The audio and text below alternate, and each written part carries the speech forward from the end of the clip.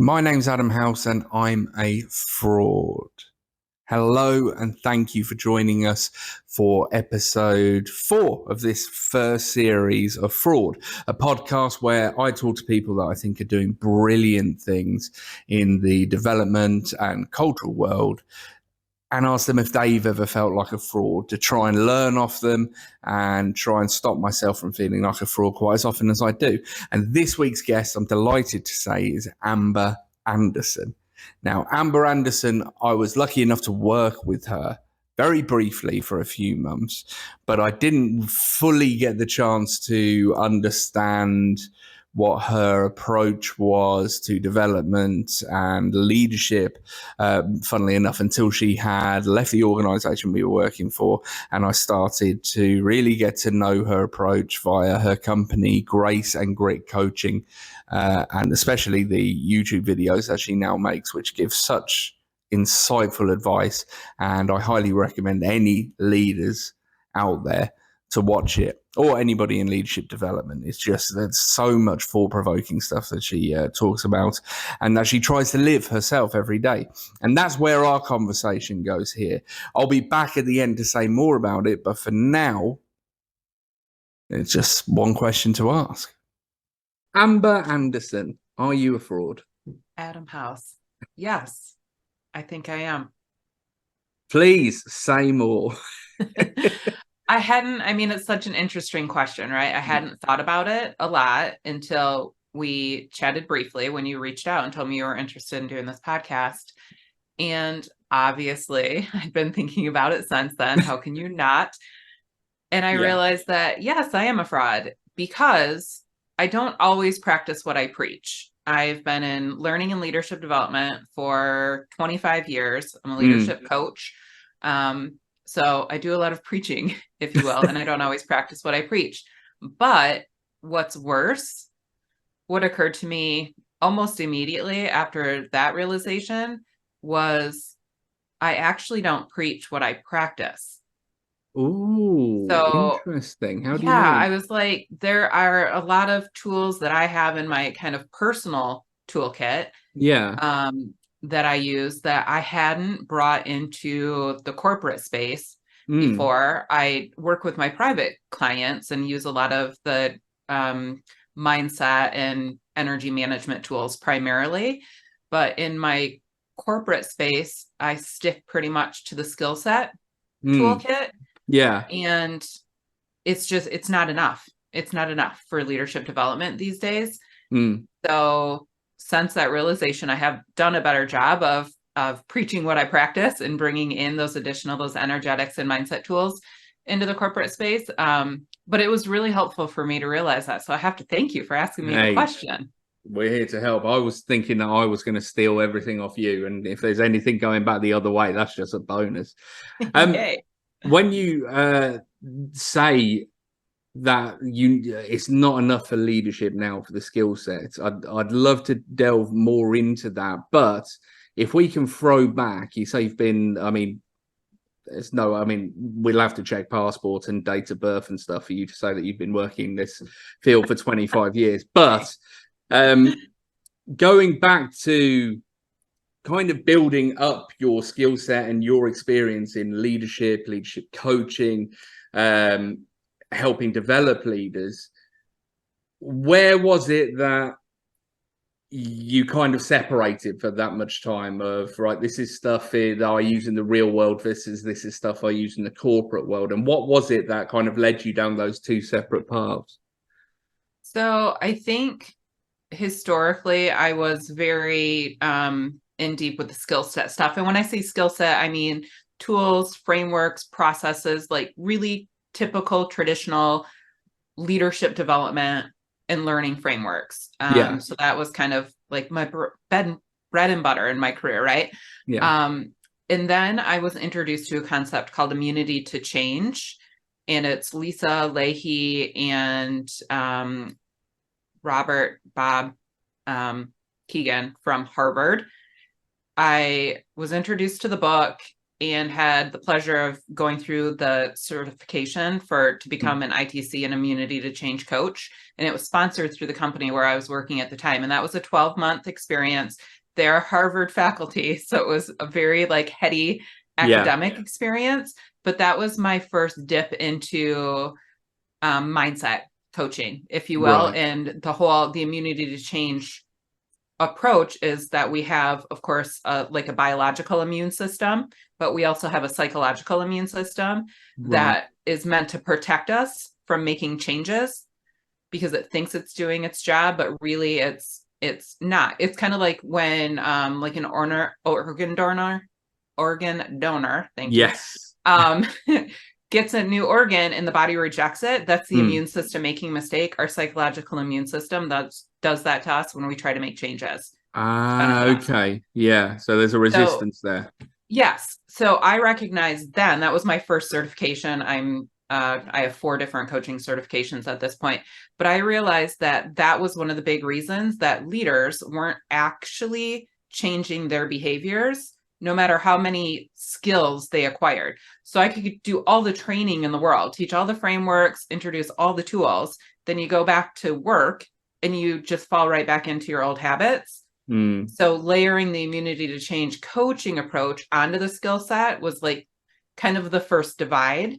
Right. And that was very focused on mindset. And I've since now also gotten certified in how to coach the unconscious mind, which sounds a little wooey and weird. Yeah, but it's really about energetics and energy management tools, how to soothe the nervous system, things like that. So it's skill set, baseline, mindset to actually implement things, and energetics to actually expand your capacity for change, to widen your window of tolerance. And those 3 things, when they can come together, is a game changer. Yeah, I can imagine. And it leads me on. So this is what always blows my mind. And it's where I feel like I've chosen guests to talk to for this podcast on people that I see doing stuff that I'm like, wow, I have far too much inherent I'm a fraudness to be able to take that next step to do that. And I want to talk about to people about how seemingly everybody feels some sort of that. Knowing what you know, how is it a case that it's just, yes, I know this stuff, but it doesn't mean that I don't feel it? Or how do you see the balance of I can still feel like a fraud yet knowing all of the things that my mind is doing to make me feel fraudulent in this moment?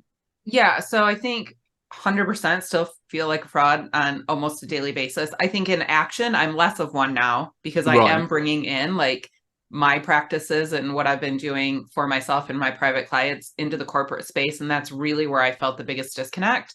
And I feel like a fraud every single day. The difference is I have a lot more compassion for myself around it. I have a lot more grace. Hence, my company's name is Grace and Grit Coaching. Yeah. Because you need both, right, to be successful. So, and it applies to ourselves first, where we're toughest critics, we're our own first best client, all of those things. And so I have a lot more grace for myself around feeling like a fraud because I know it's totally normal. Everyone does. And it literally just means I'm a human with a fully functioning brain. My brain is just trying to protect me and keep me safe. It's working well. So thank you for helping me feel like a fraud. You're doing a good job. And I have the tools to widen my window of tolerance so I don't let feeling like a fraud stop me in my tracks anymore. And more importantly, I don't feel bad about feeling like a fraud because that just doubles down on the pain, right? Yeah, absolutely. Yeah, you start beating yourself up for something that, well, when you say it sounds like a natural thing to think and feel. Oh, 100%. Yeah, I totally believe that. And I find that because it's one of the things I have an issue with the phrase imposter syndrome. It's the syndrome bit because that makes it feel like it's not everybody. But I've found it's more like an imposter pandemic, if anything. I've only met a couple of people that seem to have zero doubt about anything they do, and I'm pretty sure they were both some sort of paths, psycho or some sort of paths. So yeah, Exactly. I There's a don't know, diagnosis there, socio. maybe. Yeah, Yeah. absolutely. But Yeah. everybody else seems to get it. But I am interested in, can you remember any examples of times in your life where it has potentially stopped you, and if what lessons were learned and what helped going forward from that? It has stopped me a lot of times in my life, honestly. And I think I'm getting better at recognizing when it's happening now, so Mm, it stops me less.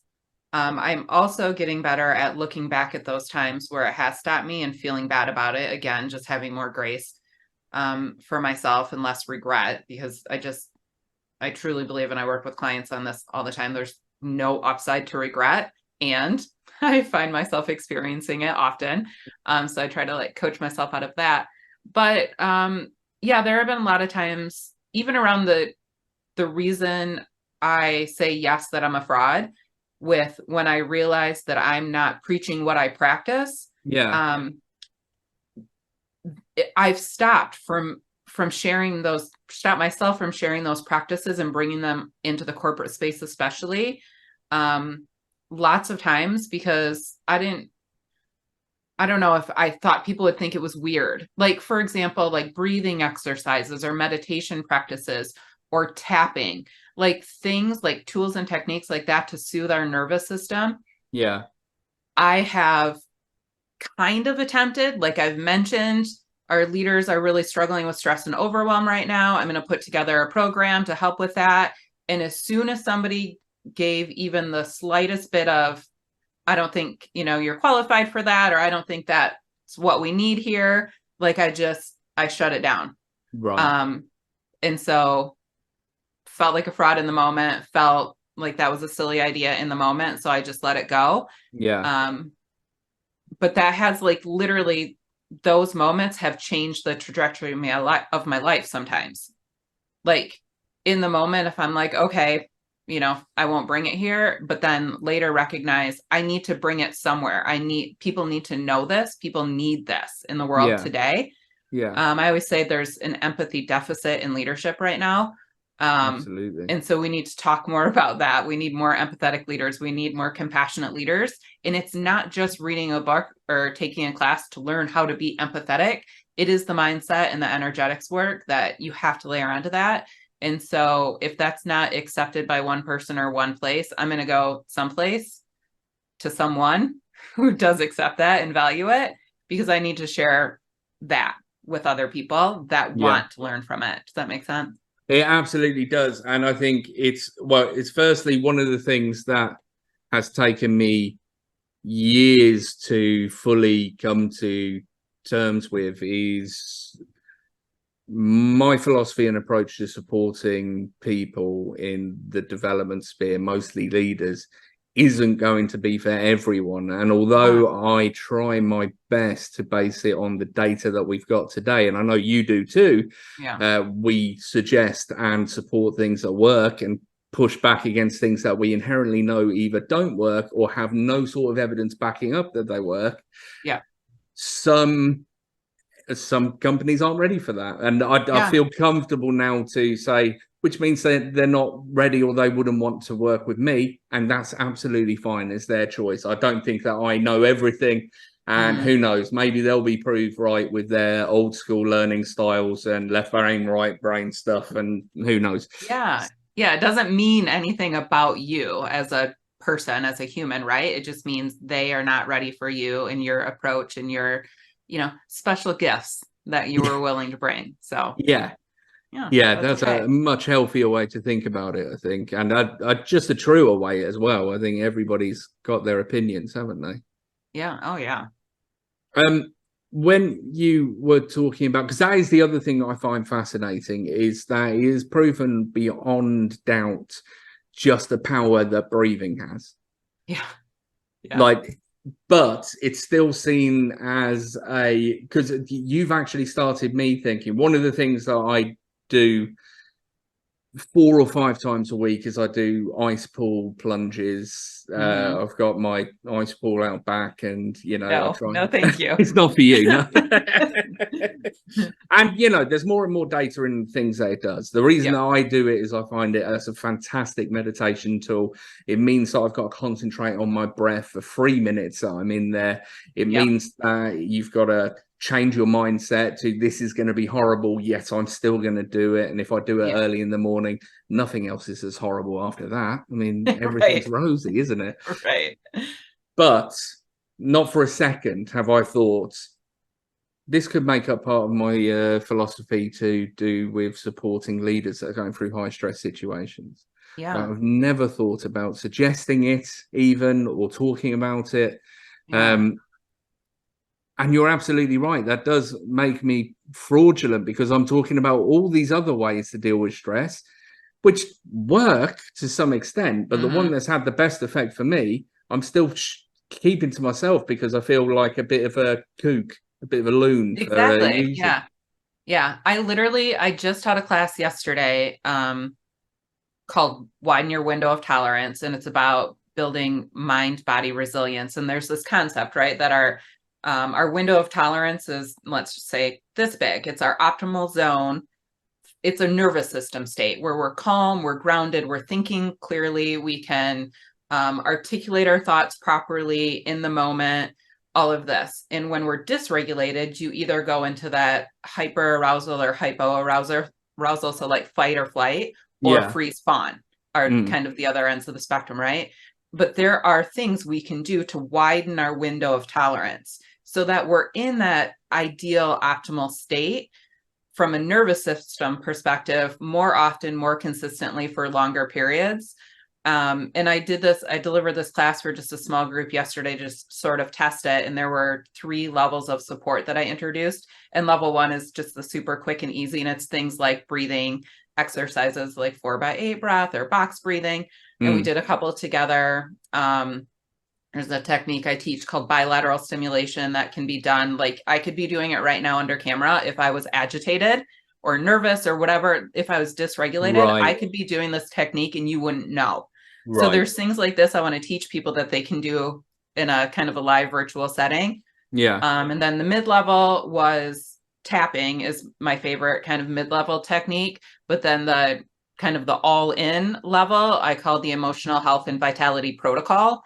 And Mm. that you need to create for yourself, whatever that protocol means to you. So you're like the ice baths and Yeah. the cold therapy and stuff is part of your personal emotional health and vitality protocol, but it includes things like sleep, nutrition, movement, activity, whatever, meditation. Like, I'm trained as in transcendental meditation. Wow. So I do 20 minutes every morning and 20 minutes every afternoon, but it could be 10 minutes using, the Daily Calm app or whatever that is. Yeah. So once you put together a unique protocol that works for you and your lifestyle, that it builds your life in a way that you're constantly widening your window of tolerance, so that when you learn a new skill as a leader or as an employee in a learning and development class, you are naturally better equipped to actually implement and make the changes that you're committing to making without being dysregulated and having that throw your whole system out of whack. So Love that would that. be a good example of you bringing in, like, this is what I do for my own protocol. Yeah. And it doesn't have to be that extreme. It can be something super simple like breathing Yeah. 3 times a day, like hitting the pause button and just taking a few deep breaths. It makes a big difference. Yeah, it really does. And I'm just thinking back to before doing any sort of reading in any of this. I remember I used to play a song if I wanted to boost my confidence levels. And I guess it's things like that that you realize when you start to look back. I've kind of looked for these things. Like, it used to be playing PlayStation to after a tough day for half an hour without speaking to anybody. It was something like that you kind of build your own ones without even really pinpointing why it is you feel the need to do that. Yeah. When you started out, because again, I go back to the fact that I'm sat here listening to you being blown away by the stuff that you're talking about. and if anything, makes me feel like more of a fraud talking to you. So if we go back however long it is, where is it that you really started to, I guess, find your feet and realize that you could push through, or that you were going to try things even if you did feel fraudulent? Is it a modern thing? Is it something that's happened in steps? What's the journey been like for you? I think it has happened in steps, but there was sort of a catalyst, and it goes back to when I was certified as an immunity to change coach. And I started to look at the research, and really get more interested in coaching in general, but specifically mindset coaching at that point. That was a time in my career. I was a global director of leadership effectiveness for a $3 billion company. And I literally had a team spread throughout the world. And so you talk about like around the clock kind of being on, like there was never a point where my inbox didn't have stuff coming into it. And I was just experiencing a lot of personal stress, overwhelm. I was constantly dysregulated, and I didn't have any of the tools or the knowledge then. Again, ITC, immunity to change, was kind of my first experience into that space. But I had a coach as part of that certification process for a year. And having that first experience with my own coach changed my life, because I decided once I started applying these tools to myself, one, physically, emotionally, like all of it. So I lost 50 pounds. I was very like physically unhealthy. I was on, daily medication for anxiety. I went off of that once I discovered coaching and started applying these tools and techniques to myself. So the personal impact on me, and it took time, let's call it like a year, 18 months even, was significant. And that helped me build confidence to start talking about it more, to decide I wanted to build a business, because I didn't have the confidence necessarily to bring it into the work world as much back then. But I knew that I wanted to share these tools and these techniques with people. So that's when I started Grace and Grit Coaching, so that I could help people that wanted my help. But yeah, since then, I'm at a company now that is I'm the head of leadership effectiveness and coaching at a global clinical research organization. And literally my entire job is leadership development and coaching the leaders there. And I use all of this stuff there. Now, once I realized I wasn't preaching what I practice, I started preaching what I practice and bringing that in. But this whole journey has probably been like 5 or 6 years. And I've just been adding a little bit more and a little bit more and a little bit more as I've had more experience and more education in the space. And that has helped with my confidence. So I think it's fascinating to hear, and it's one of the trends that I'm hearing with more and more people I talk to is it's not being an island with all of this stuff, because as you say, I mean, I have not been in charge of a leadership team that is that global, that things are pinging off all day, every day, and there's a huge turnover to think about. And I can only imagine how easily that would throw you off balance, especially as historically we don't get taught the tools until we're already thrown off balance in one way or multiple ways. Yeah. The thing that's really interesting, so I've heard about like the villages of people or mentors that have really helped, in your case coaches that have really helped, but it does seem that having a trusted someone or network of people around can really help with that. And I'm wondering, is that something that's continued? Is it something that finished and you took the learnings from? Is it something that you do in different ways now, the coaching support? The support for myself? Yes. Yeah. So yes, I have gone on to get 3 additional coaching certifications. Is it 3 or so? I either have 4 or 5 total now. I should have figured this out. I think it's 4. Yeah. And which each of those experience kind of came a community, right? That what I was going through the process with. So I have a large kind of coaching community, but also learning is my number one strength on Strengths Finder. It's what I do for fun. I'm like nerdy that way. So I buy a lot of programs. All of the programs that I kind of purchase to level up my own skills, I make sure I'm buying programs that come with a community, to your point. So I want the content from a skill set perspective. I want the coaching from, a mindset perspective. But I also want the community, because I have my own practices for, managing my energy and nervous system regulation and all of that. But having a community really makes a big difference.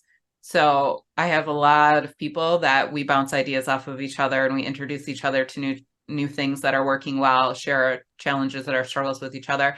It just makes a world of difference to have those communities. So that's what I want to build for the people that I serve as well. Yeah. Because I think it's really, really important. And I do think, and I'm curious to know with the other people that you've been talking to and just the work that you do, I think just the world where we are now post-pandemic, it's just more top of mind for people. So the self-care, the well-being at work, all of that, it looks vastly different, at least I think so, than it did 5 years ago, which is helpful too. So while I started my personal journey before the pandemic, I think the world is much more accepting to me bringing these tools and resources, especially into the corporate space, but also through my business. A lot more people are open and aware that they want support in this space. I think that's changed a lot. Yeah, I would agree. I certainly, I think a big learning from me, and there were so many from the pandemic, but I think that one of them was just how much I had taken the communities I was part of for granted to some extent. And not even thinking about that. I mean, just in my personal life, being able to go and play cricket with friends, like when restrictions got lifted and we were able to do that again, it was just a deeper kind of emotional connection between everyone there, and we were actually saying it, we've really missed this, and that wasn't something that anybody even thought of before then. And I think you're absolutely right that it has made for this community piece. It's certainly been more widely accepted that it's a hugely important part of life, full stop. Yes. And one that I'm still trying to find ways to connect people into in a professional sense, because it is like most things, the professionalness seems to lag behind whatever it is we're doing outside of work to help ourselves, I guess. Yeah. With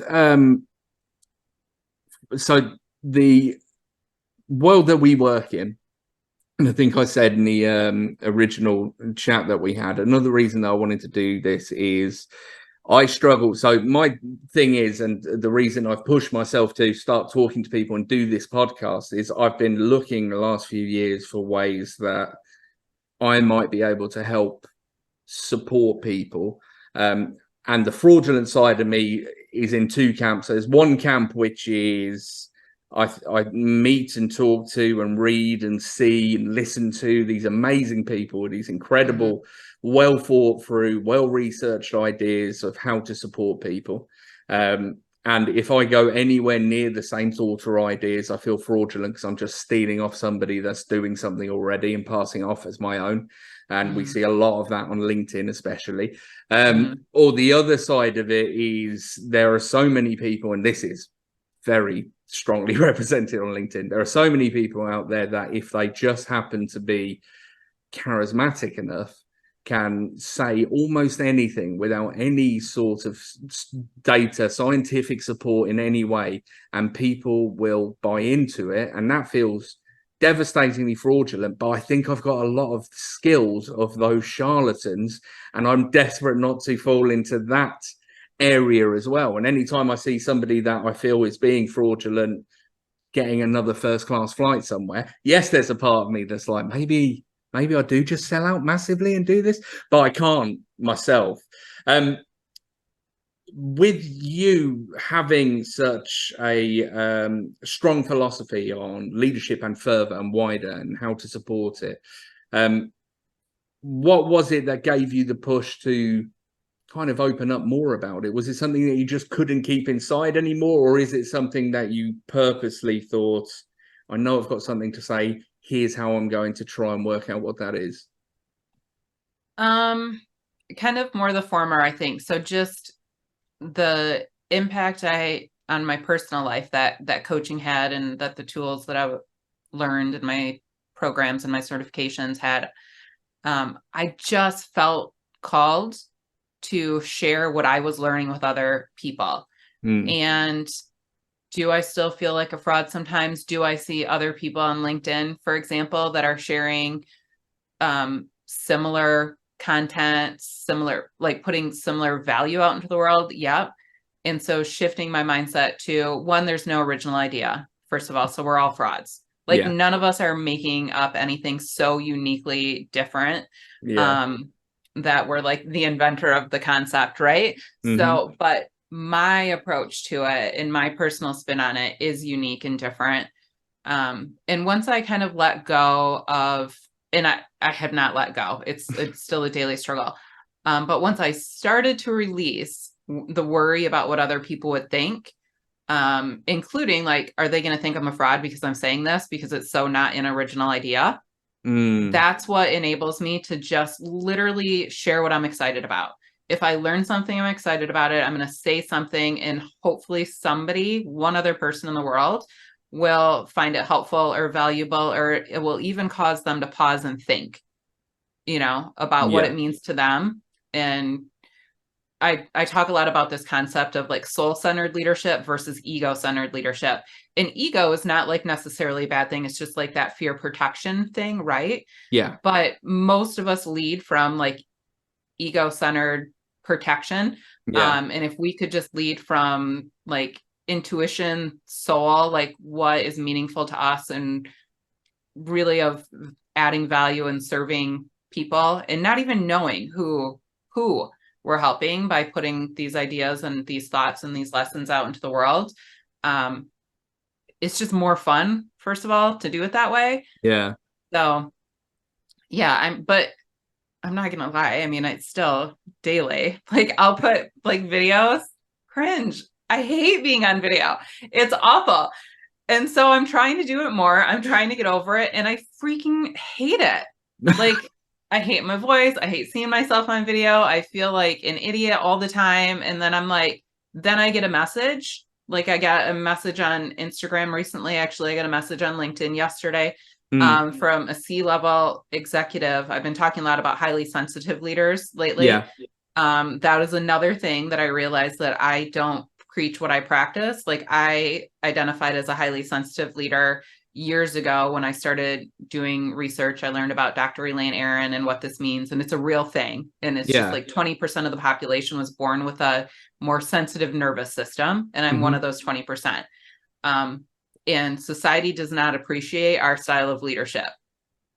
Society appreciates the louder, faster, you know what I mean? Absolutely. So anyway, this message, I got two messages, one on Instagram, one on LinkedIn, both about the same post that I'd made about being a highly sensitive leader. And literally hearing from these women that were like, this is me. You're in my brain. I feel so seen. I feel so heard. Tell me more. What is this highly sensitive leader? Like, I know I am one, but what does that mean? How can I, embrace it? Because that was about the post, like, stop resisting it and start embracing it. And they're like, how? Like, tell me more. And so I know, like, that cringy video post, like, it meant something to at least two other humans. So I'll cringe. I'll be okay. Yeah. No, I understand that. Well, firstly, being a subscriber to your YouTube channel, the cringeness does not come across on the screen. So you're doing a very good job of potentially faking it. I'm such a fraud. Thank you. But I think that's the thing that really that I'm just so enamored by, is the fact that you find a way. You find a way to push yourself to do it. And I think I'm learning a lot from that. I genuinely think that's and you've hit on something with just not caring. Our inner voices are so destructive so much of Yeah. the time, aren't they? And they are always that worst troll person that you fear when you put anything out. When the truth is, there's plenty of stuff out there that nobody loves it. There is no universal love of something. There is no universal hate of Right. something. Right. Everybody's going to like or dislike stuff. Yeah. And being reminded of that is really, really healthy, I guess. Well, and I think the question that you need to ask yourself, so if your story is I'm a fraud, Yeah. so I can't go out with what I want to go out with publicly because it's been done, it's been said, I'm copying somebody else. Whatever that story is, like, who would you be without that story? That's the work that you want to do and start to imagine is who would you be as a person? What kind of value would you be putting out in the world if you let go of that story that you're a fraud? Because it is totally just an optional story that you are choosing, like the negative, the self-limiting beliefs, all of that. They're loud. Those voices are loud and they are hard to break down and get rid of. But the more you remind yourself, like, it's not objectively true, like these are completely optional thoughts, I can choose to believe whatever I want to believe. Like, just who would you be without that story? And it's kind of a magical place when you get to the other side of it. Not to say that you're ever fully on the other side, but the journey going through it, if you can learn to love the journey, that's the game changer. That's amazing advice. I'm taking that away from today ASAP. Just before we finish, I'm genuinely interested. So if you were to talk to the Amber that was just starting out, do you think she would be ready for the advice that you've been giving throughout all of this? Do you think that somebody that's just starting out potentially needs different advice because of less experience or less life lived? I don't know. Or do you think, do you know what, these are practices and messages that from day one would help somebody get to where they need to be, where they're genuinely just sharing what they're passionate about without any of the fears that others have done it before?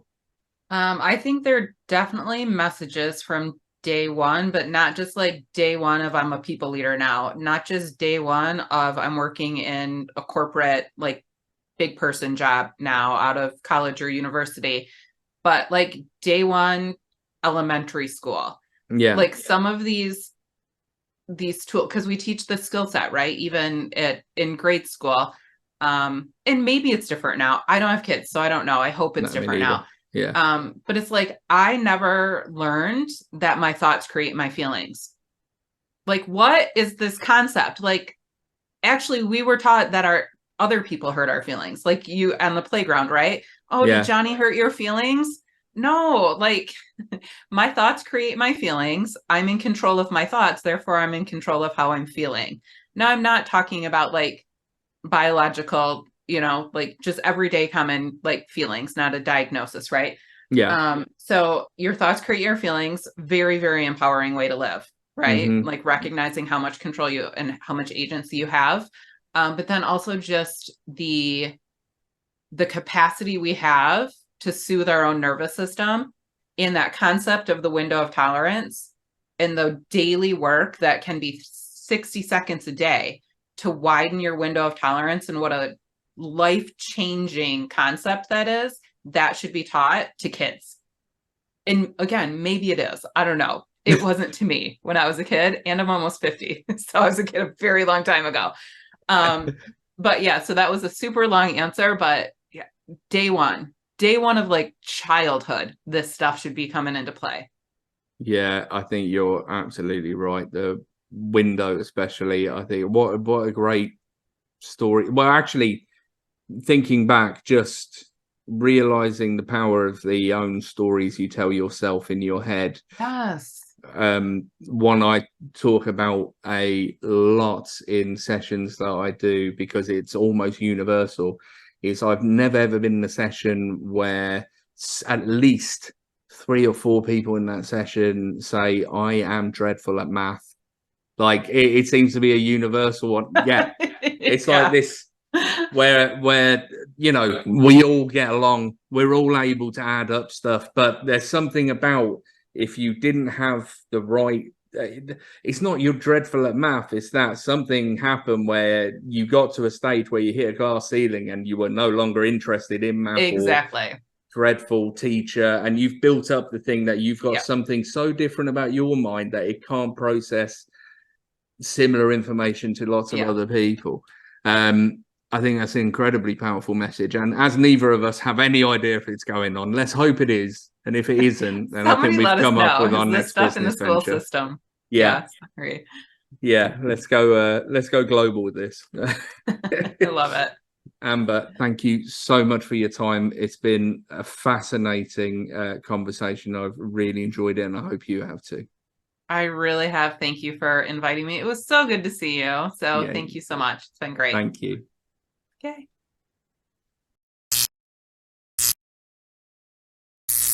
Thank you once again to Amber for taking the time to have what I think is the most vulnerable conversation in this first series.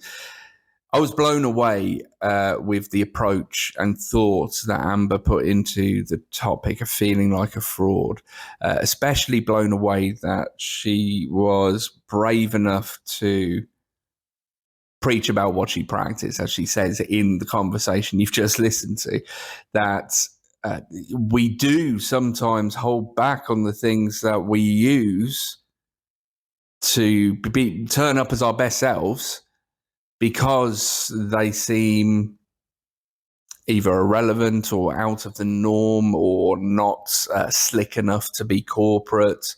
And it really has got me thinking, because although I feel like a fraud, I certainly have things that I do in my life to help with my general mental state of being that I don't talk about and preach. I mean, some people have heard me preach about jumping in a cold tub of water for a couple of minutes a day, and probably too much. But other things, just the way that I meditate and get my thoughts in order, aren't things that I necessarily bring into the corporate realm. And why? Because they help me be my best.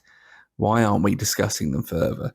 So yeah, hopefully this it certainly gives me a bit more impetus to talk about the things that work for me and share those examples wider. So yeah, I really appreciate the conversation. I think it's a fantastic one, and I'm sure lots of people get lots from it.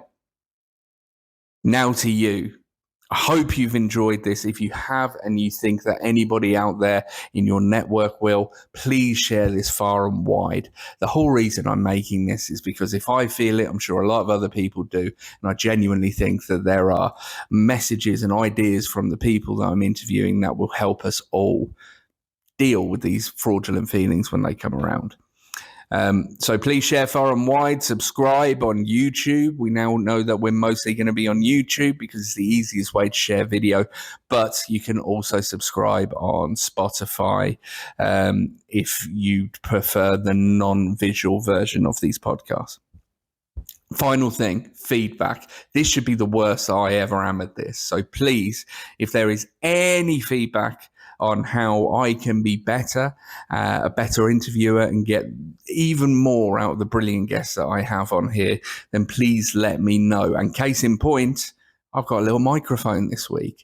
And that's from direct feedback from somebody that listened when I wasn't using a microphone and just suggested that they knew people that use these kind of microphones and that they're pretty good. This is my first go with them. I'm enjoying holding them. I tried them clipped on, but because I'm a face toucher, you'll notice that in a lot of my videos, and have a massive hairy beard, a lot of it was very, very muffled. So I'm now trying this to see if this works better. Let me know. Let me know about anything and everything that you think will improve this, because, I nearly said the feedback is a gift thing, but stopped myself because it made me cringe. Okay, until next time, thank you very much for joining us on the Fraud Podcast.